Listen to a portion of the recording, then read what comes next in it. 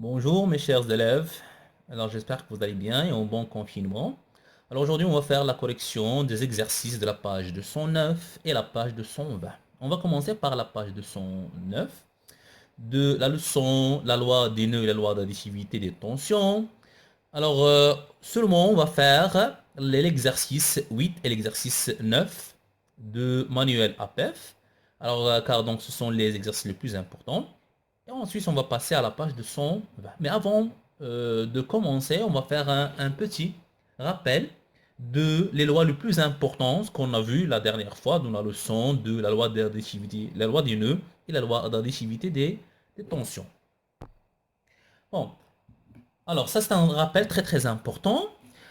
Alors dans cette leçon, qu'est-ce qu'on a vu? Alors on a vu que toujours on parle avant de d'appliquer n'importe quelle loi.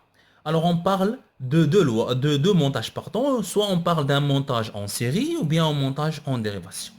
Alors, si vous avez un montage en série et s'il vous demande, d'accord, de calculer l'intensité I, alors qu'est-ce que vous allez appliquer? Vous allez appliquer la loi d'unicité. C'est-à-dire que I égale à I1 égale à I2. D'accord? Alors, c'est-à-dire que l'intensité du courant électrique est la même. D'accord? Est la même. Donc, dans tout point d'un circuit électrique en série.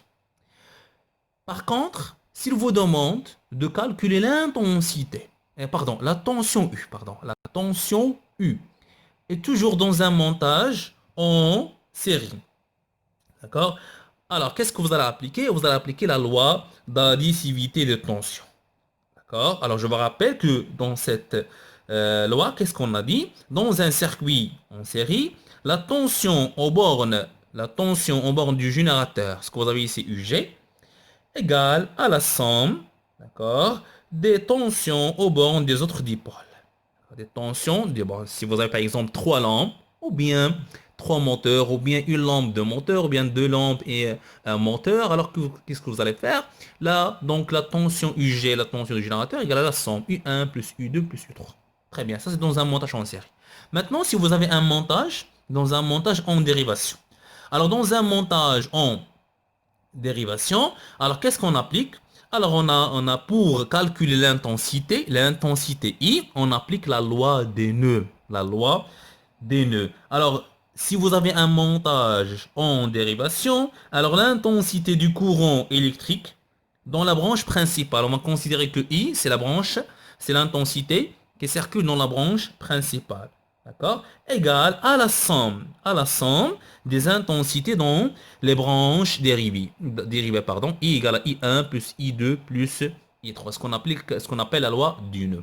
Bon, s'il vous demande de calculer la tension, l'intensité, la tension, pardon, U, alors, donc, on applique la loi d'unicité. D'accord? Dans un montage en dérivation, s'il vous demande de calculer la tension. D'accord? Alors, UG égale à quoi? Égale à U1, égale à U2, égale à U3. Alors, la tension est la même. Car les dipôles sont branchés en dérivation. Alors, la tension entre les bornes du générateur égale à la tension entre les bornes de le premier dipôle égale à la tension entre les bornes du deuxième dipôle qui sont branchés en dérivation. Ça, c'est très important. Les lois qu'on va voir donc, au cours de la correction de l'exercice 8 et 9 de la page 209. Allez, on commence. Alors, on commence par l'exercice numéro 8. Alors, qu'est-ce que vous avez dans cet exercice? Un moteur et une lampe sont montés en dérivation aux bornes d'une pile de 3,8 volts. Très bien, vous avez un moteur et une lampe qui sont branchés en dérivation. Alors, la première question, faire le schéma du montage électrique. Deuxième question, quelle est la tension aux bornes de la lampe et la tension aux bornes du moteur? D'accord? Alors, on va répondre à ces deux questions. On va commencer par le montage. Alors, qu'est-ce que vous avez? Il vous demande de faire le montage d'une pile, d'accord, et une lampe, et quoi encore? Et un moteur, D'accord. Alors, vous n'avez pas d'interrupteur. D'accord. Vous avez seulement un moteur, pardon, et une lampe sont montées en dérivation au bord d'une pile. Alors, qu'est-ce que vous avez entre les bornes de cette pile? Elle délivre une tension, on peut l'appeler UG, égale à 3,8 volts. D'accord. Alors, ça, c'est le montage. La question numéro 1. Alors, la question numéro 2, il vous demande de la tension aux bornes de la lampe et la tension aux bornes du moteur. D'accord? Alors, qu'est-ce qu'on a dit? Quel type de montage d'abord? Donc, ça, c'est un montage en dérivation. Très bien. Alors, il vous demande de calculer quoi? De calculer la tension U. Alors, pour calculer la tension U, alors, donc, on applique la loi d'unicité. D'accord? C'est-à-dire, alors, selon la loi d'unicité,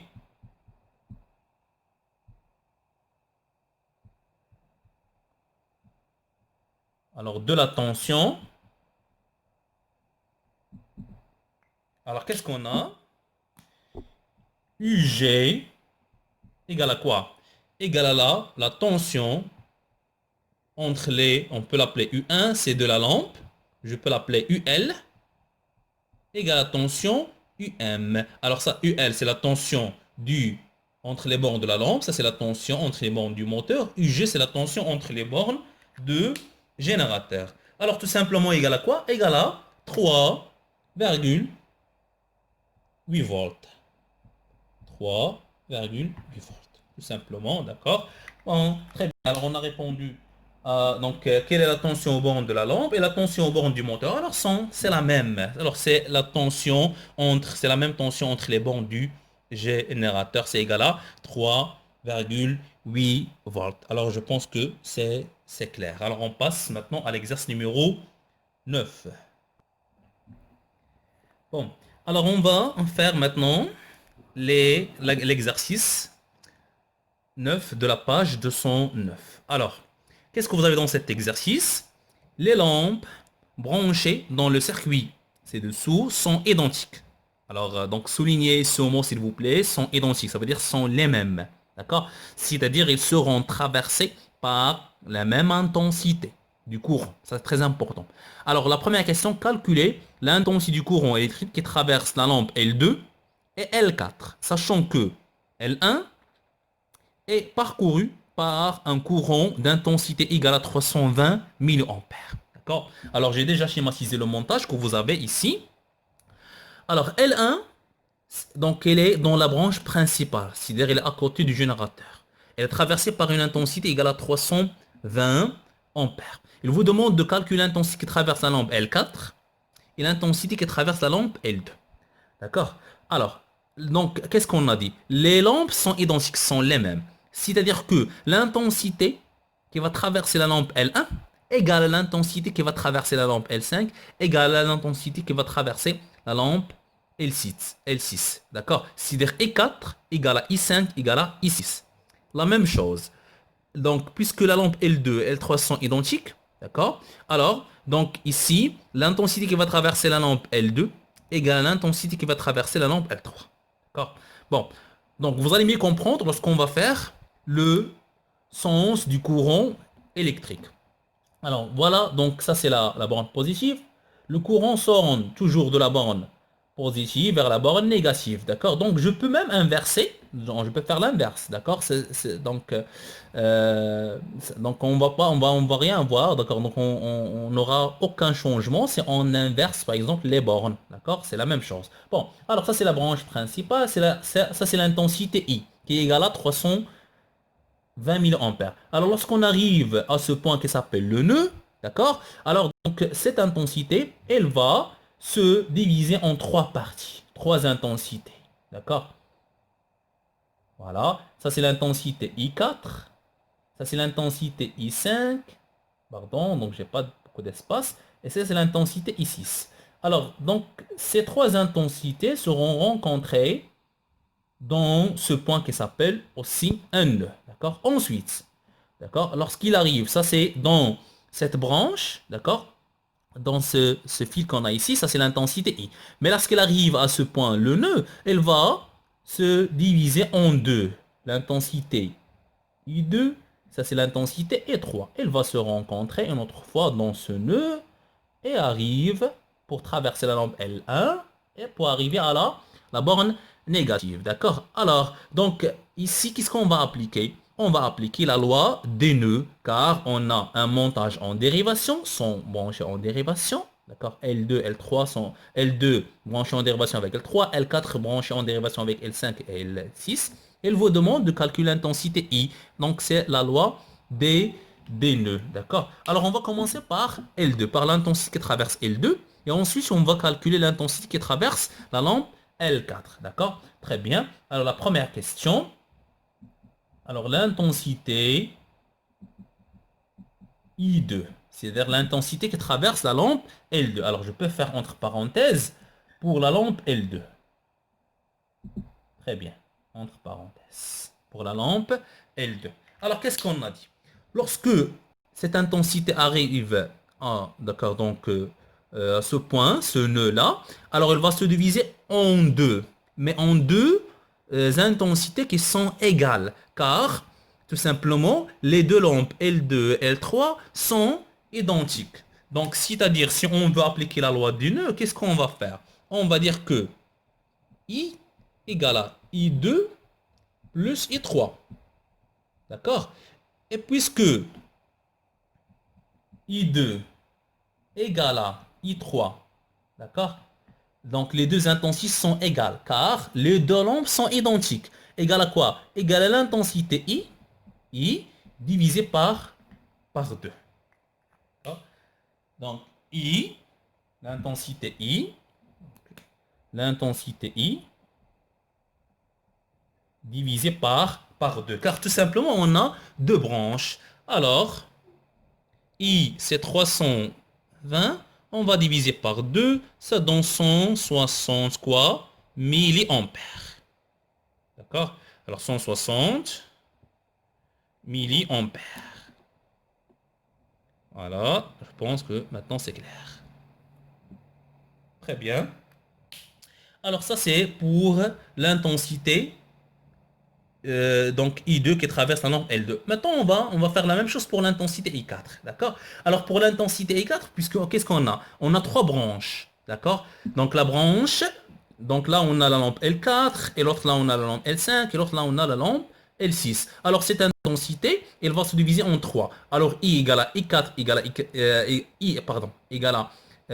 égale à I4 plus I5 plus I6. Ou puisque les trois sont identiques, alors elles auront la même intensité, d'accord? Alors on a calculé I2, mais en même temps on a calculé I3. La même chose, on va calculer I4 et en même temps on va calculer I5 et I6. Alors je vais effacer cette partie. Alors on va calculer l'intensité I4 qui traverse la lampe L4. Alors qu'est-ce qu'on a dit selon la loi des nœuds? I égale à I4 plus I5 plus I6. Puisque là, les trois lampes sont identiques, alors les intensités I4 égale à I5 égale à I6. Alors égal à quoi? Égal à I divisé par 3, car on a trois branches, d'accord? Alors I4 égale à I5 égale à I6. Regardez, on a calculé en même temps l'intensité qui traverse la lampe L5 et l'intensité qui traverse la lampe L6, d'accord aussi. Alors, c'est 320 divisé par 3. Alors, 320 divisé par 3, ça donne combien? Égal à 106,66 milliampères. D'accord? Alors, milliampères, je peux écrire là, donc ici l'unité. Très bien. Alors ça, c'est pour la question numéro 2. On passe maintenant à la question numéro on passe maintenant à la question numéro 2. Alors on passe à la question numéro 2. D'accord? Donc qu'est-ce que vous avez dans cette question numéro 2 de l'exercice numéro 9? Alors la tension aux bornes de la lampe L1 est U1 égale à 3,6 volts. Calcule la tension UG aux bornes du générateur, sachant que la tension aux bornes de L2 est U1 sur 4, d'accord, et celle aux bornes du L de L4 est U1 sur 9. D'accord. Bon. Alors, vous avez ici la tension aux bornes de la lampe L1 égale à U1 égale à 3,6 volts. D'accord. Ça, c'est la tension UG. Bon, d'accord. C'est ce qu'on va, donc, ce qu'il vous demande de calculer. Donc, il vous demande de calculer la tension UG. Alors, vous avez la tension entre les bornes de L2. C'est, je peux l'appeler U2. Alors, U2 égale à quoi? C'est U1 sur 4, c'est-à-dire 3,6 divisé par 4. Alors, on peut la calculer ici pour simplifier. La même chose. Alors, vous avez la tension entre les bornes de la lampe L4 égale à quoi? C'est U4. C'est U4 égale à U1 divisé par 9. D'accord? Alors, je peux commencer par C2. Alors, 3,6 divisé par 4. D'accord. Alors 3,6 divisé par 4, ça donne 0,9. 0,9 volts. Alors 0,9 volts, c'est la tension U2 entre les bornes de la lampe L2. La même chose. U4, c'est la tension entre les bornes de la lampe L4. On va faire U1 divisé par 9. C'est-à-dire 3,6 divisé par 9. Ça donne 0,4 volts. D'accord. Alors ce qu'on a fait maintenant, alors tout simplement, ça c'est les données, ce que vous avez dans les données. D'accord. Donc on n'a rien ajouté, on n'a rien fait de spécial. Seulement, ce que vous avez dans les données, vous avez la tension entre les bornes U1, c'est 3,6. Vous avez la tension entre les bornes de la lampe L2, c'est U1 divisé par 4. Alors on a divisé 3,6 par 4. 0,9. La même chose, on a divisé pour la tension entre les bornes de la lampe L4, on a divisé U1 par 9. C'est 0,4 volts. Très bien. Maintenant, il vous demande de calculer la tension UG entre les bornes du générateur. Très bien. Ça, c'est la question numéro 2. Alors, donc, je peux la faire ici. Alors, la tension, je vais écrire seulement UG. C'est-à-dire la tension entre les bornes du générateur. Très bien. Bon, alors, qu'est-ce qu'on va faire maintenant? Alors, vous avez ici c'est la tension UG. Ça, c'est la tension U1. Alors, la tension U2 égale la tension U1. D'accord. Donc, U2, L2, L3. Comment elles sont branchées? Elles sont branchées en dérivation. Alors, elles auront, elles ont la même tension. Donc, c'est comme vous avez ici seulement la tension U2, car la tension U2 égale la tension U3, car elles sont branchées en dérivation. La même chose ici. Alors, la tension entre les bornes de U4 égale la tension entre les bornes de la lampe L5, pardon, la tension entre les bornes de la lampe L4, c'est-à-dire U4, égale la tension entre les bornes de la lampe L5, égale la tension entre les bornes de la lampe L6. D'accord. Donc, elles ont la même tension. Donc, tout simplement, on considère que quand vous avez ici seulement une seule tension, c'est la tension entre les bornes de la lampe U4. D'accord. Entre les bornes de la lampe L4, c'est-à-dire U4. Bon, alors pour calculer la tension UG, UG égale à quoi? Qu'est-ce qu'on va appliquer? Quelle loi? UG. Alors UG, on va appliquer la loi d'additivité des tensions. Tout simplement. Pourquoi? Car, alors, donc L1, on va considérer ici que vous avez seulement une lampe.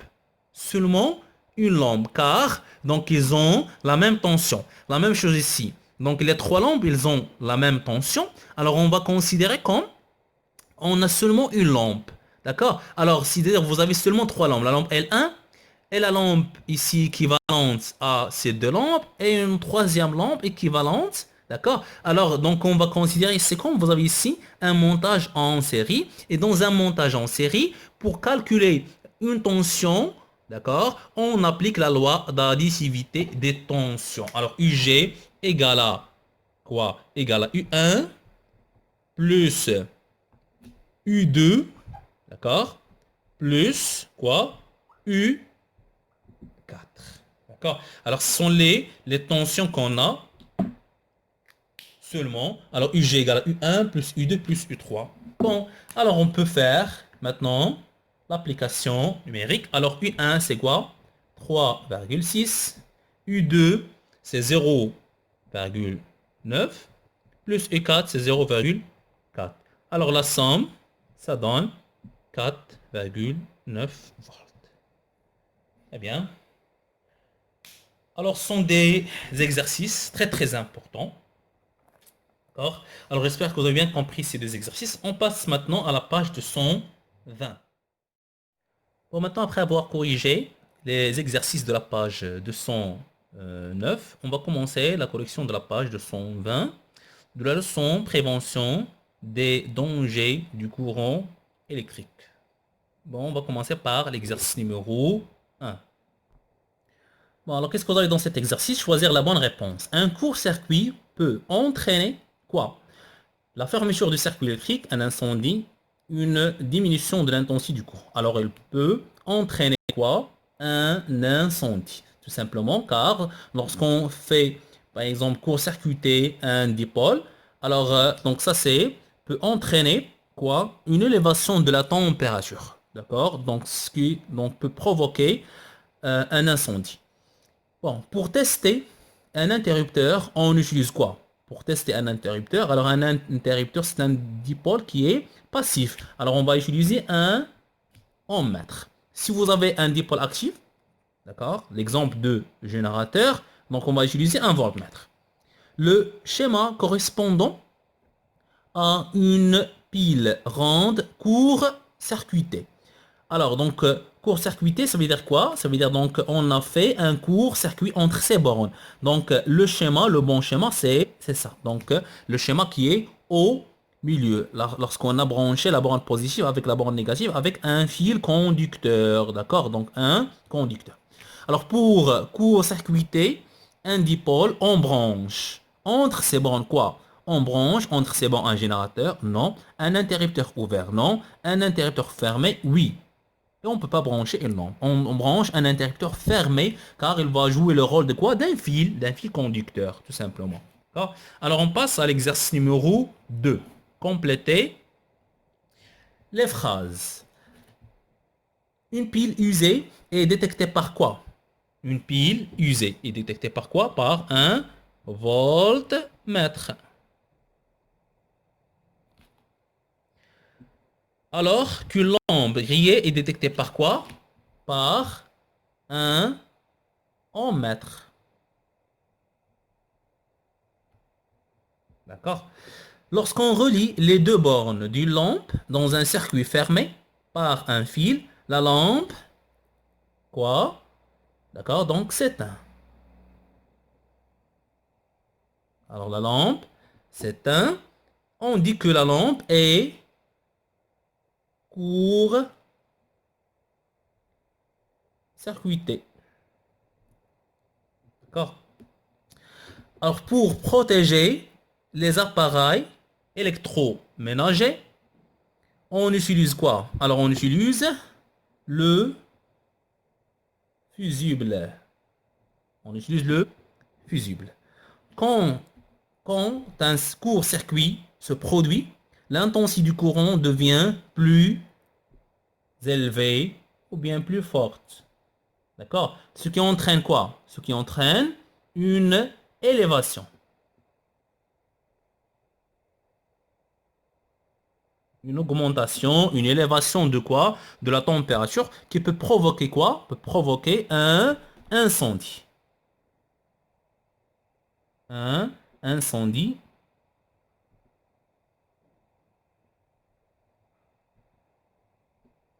Un incendie. Très bien. Alors on passe à l'exercice numéro 3. Alors qu'est-ce que vous avez dans cet exercice? Le montage représenté ci-contre comporte une lampe, un interrupteur et une pile. Alors, une lampe, un interrupteur et une pile. On relie les deux bornes de la lampe par un fil. Qu'observe-t-on? On va relier les deux bornes de la lampe par un fil. C'est-à-dire on va court-circuiter la lampe. D'accord? Que se passe-t-il? Ou bien qu'observe-t-on? Et que se passe-t-il dans ce cas? Très bien. Alors donc je vais faire refaire le montage pour mieux comprendre. Alors voici donc le montage. Alors qu'est-ce que vous avez dans la question? On relie les deux bornes de la lampe. On va relier les deux bornes de la lampe de cette façon. D'accord? Par un fil conducteur. C'est-à-dire on va court-circuiter la lampe. Alors qu'est-ce qu'on observe? Tout simplement, la lampe va s'éteindre. D'accord? Donc tout simplement, on va dire que, en question, la lampe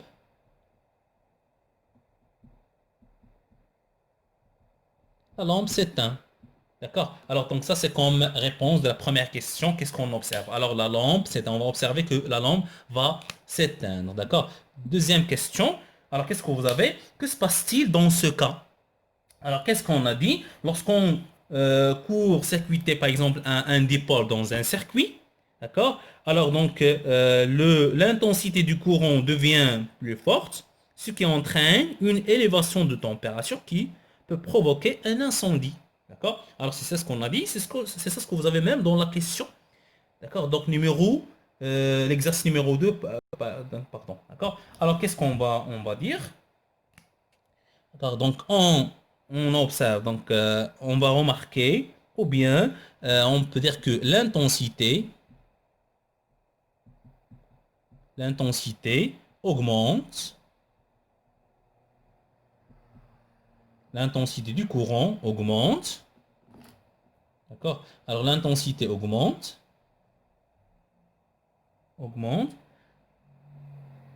ce qui entraîne une incendie. D'accord?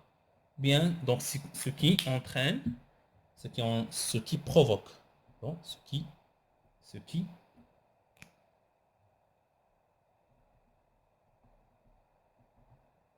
provoque,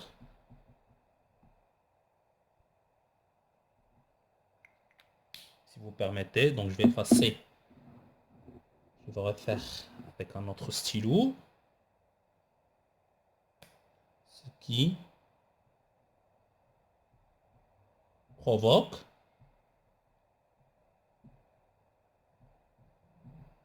un incendie. Très bien. Alors on passe maintenant à l'exercice numéro 4.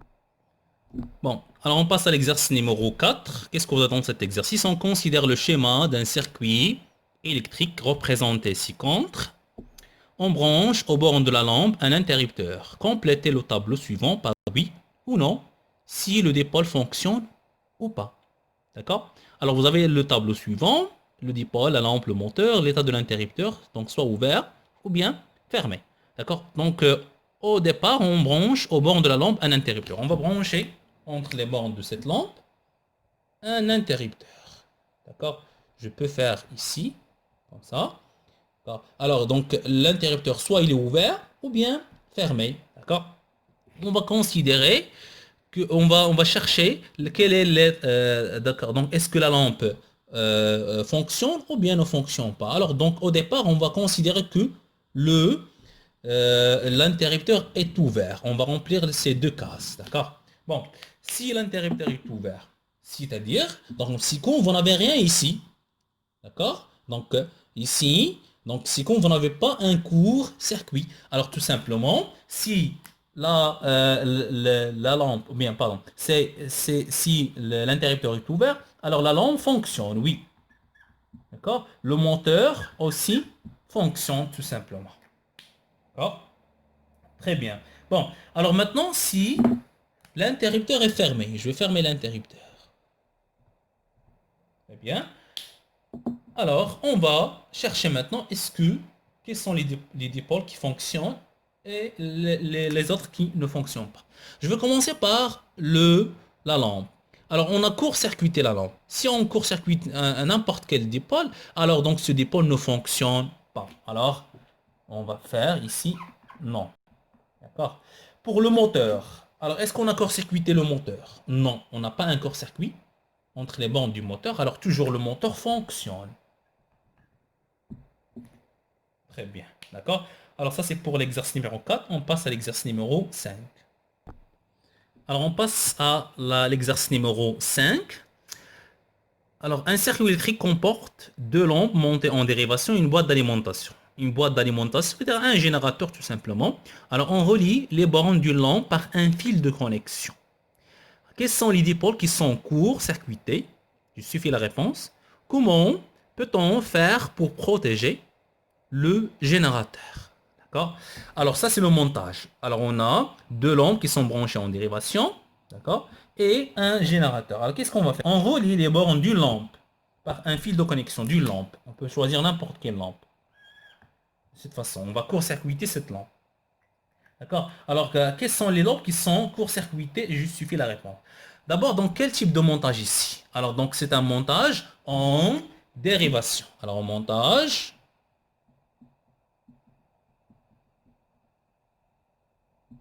Alors, c'est un montage en dérivation. Très bien. Alors, puisque c'est un montage en dérivation, alors qu'est-ce qu'on a dit lors d'un montage en dérivation? Alors, dans un circuit en dérivation, si l'un des dipôles, par exemple la lampe ici, est en court-circuit, d'accord? Ça, c'est la lampe est en court-circuit.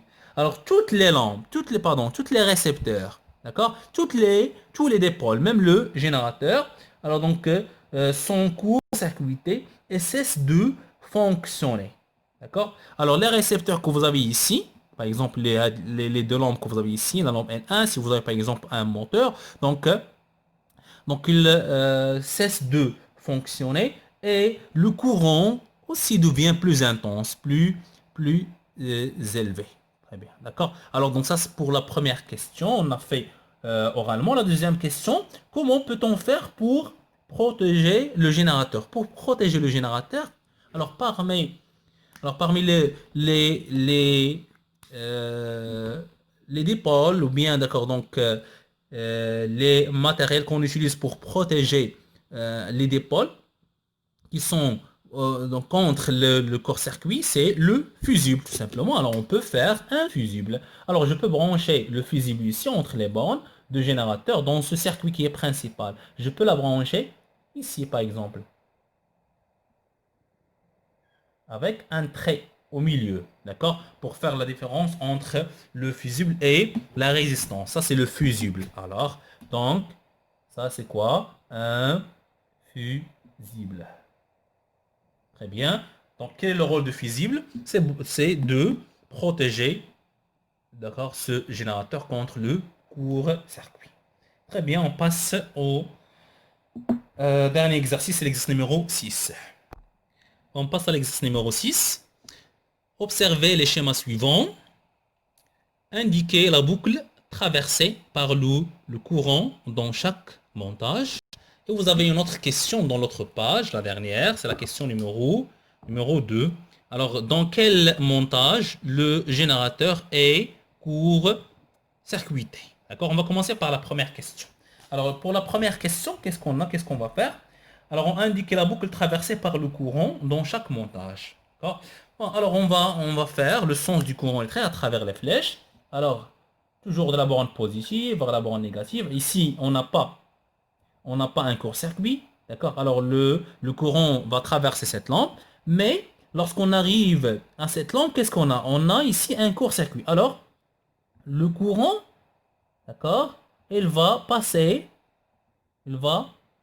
traverser ce fil ici. Alors donc, il va suivre le chemin le plus court et aussi, donc, le circuit ou bien le fil qu'on fait ici, il est plus conducteur par rapport au filament de la lampe. C'est pour ça le courant, il va traverser d'accord, donc, ce chemin que vous avez ici, d'accord. Et c'est pour ça qu'on dit que la lampe va s'éteindre. Lorsqu'on va court-circuiter une lampe, donc cette lampe s'éteint tout simplement, d'accord.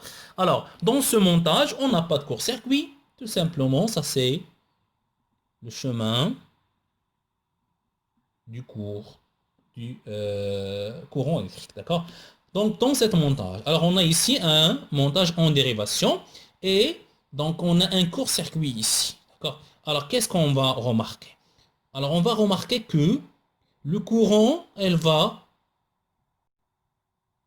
passer par cette trajectoire pour arriver à la borne négative, d'accord. Donc, ça, c'est la boucle, d'accord, donc qui sera traversée par le courant électrique dans ce montage, d'accord. Alors les deux lampes ne fonctionnent pas tout simplement car on a un court-circuit et ça c'est un montage en dérivation. Alors la deuxième question, dans quel montage le générateur est court-circuité, d'accord. Alors tout simplement c'est dans un montage en dérivation. Dans un montage en dérivation, c'est on fait court-circuiter un dipôle, le générateur aussi sera court-circuité. D'accord? Donc ici, on a court-circuité la lampe. D'accord? C'est un récepteur. Alors donc, la même chose pour le générateur. Donc, sera court-circuité aussi. Donc, c'est dans ce montage. Très bien, on a terminé la correction de la page 220. Alors, je pense que vous avez bien compris cette partie. Donc, bon courage et bonne continuation et à la prochaine fois, Inch'Allah. Salam alaikum.